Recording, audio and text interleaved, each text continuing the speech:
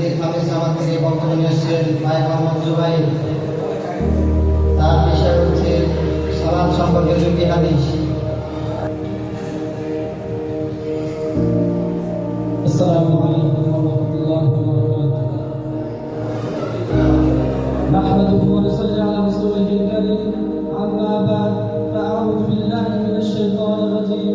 বিসমিল্লাহির রাহমানির রাহিম। ইন্নাস সালাতা তানহা আনিল ফাহশাই ওয়াল মুনকার।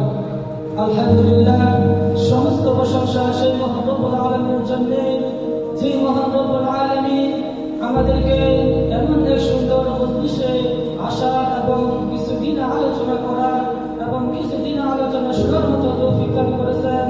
এই জন্য সেই মহান রব্বুল আলামিনের দরবারে আমরা সকলে অন্তঃস্থল থেকে শুকরিয়া করি আলহামদুলিল্লাহ। উদ্ভাসিত হোক আমাদের শেষ নবী জনাবে মুহাম্মদ রাসূলুল্লাহ সাল্লাল্লাহু আলাইহি ওয়াসাল্লামের উপর।